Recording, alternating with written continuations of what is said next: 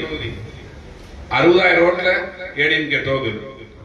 அதை ஒட்டி இருக்கிற அரவா கிறிஸ்து தொகுதி 26 ஓட்டுல ஏடிஎம்கே தோகுது. ஏன் அந்த அளவு உள்ள வரக்கூடாதா? ஏதாச்சும் தடுப்பணம் கட்டிக்கணுமா? ஏன்னா இங்க இருக்கிற நாம கடுமையா ஒர்க் பண்ணணும்.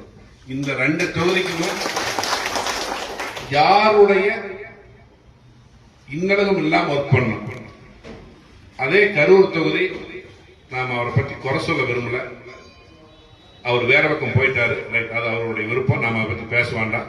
அந்த அரவா கிறிஸ்து தொகுதி கிருஷ்ணாபுரம் தொகுதியில அந்த வேட்பாளர் ஓப்பனா சொல்றேன், அவர் நேருக்கு நேர் என்கிட்ட சேலஞ்ச் பண்ணாலும் நான் அந்த இடத்துல மேடை போட்டு விவாதிக்க தயார்.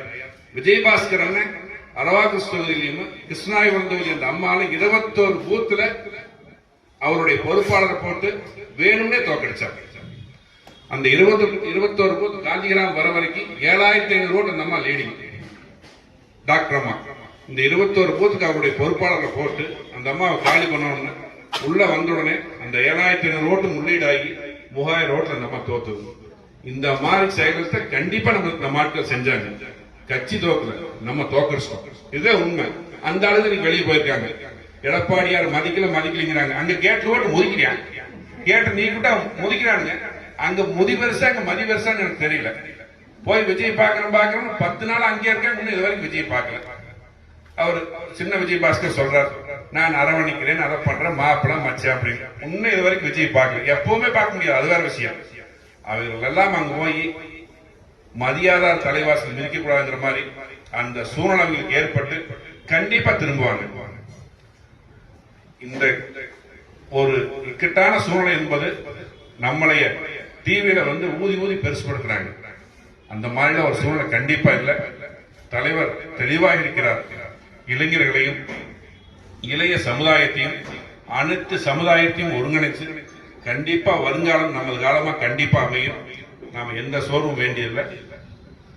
இரண்டாவது ஒன்று சொல்லிக்கொள்ள விருப்பப்படுறேன்.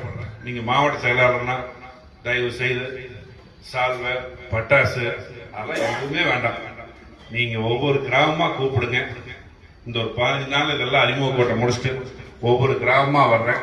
அந்த கிராமத்துல முன்னாள் தலைவர்கள் இல்லைன்னா ஊராட்சி தலைவராக இருப்பீங்க, ஒரு பாயிண்ட செட் பண்ணுங்க. அங்கேயே நான் வர்றேன். எல்லாத்தையும் கிளை செயலாளர் முதல் கொண்டு சந்திக்கலாம். இதுல போய் ஒரு மாவட்ட செயலாளர் அந்த மாதிரி இருக்கணுங்கிற அவசியம்லாம் கிடையாது. உங்களில் ஒருவனா நான் செயல்படுவேன். என்னை செயல்பாட்டை பார்த்துட்டு நீங்க எப்படின்னு சொல்லுங்க. உங்களுடைய அனைத்து நிகழ்வுகளையும் நான் கலந்துக்கிறேன்.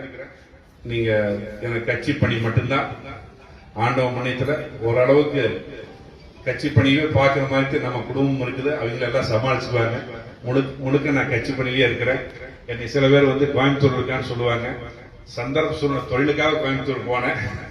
ஓகே, கோயம்புத்தூர்னு ஒரு அதிகபட்ச தூரம் அல்ல. காங்கியத்திலே ஒரு ஆபீஸ் போட போறோம், திருப்பூர் தாராபுரத்துல ஒரு ஆபீஸ் போட போறோம்.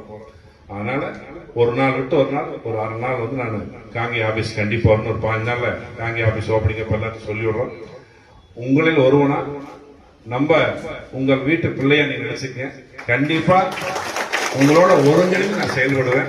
நீங்க அதை பத்தி கவலைப்பட வேண்டாம்.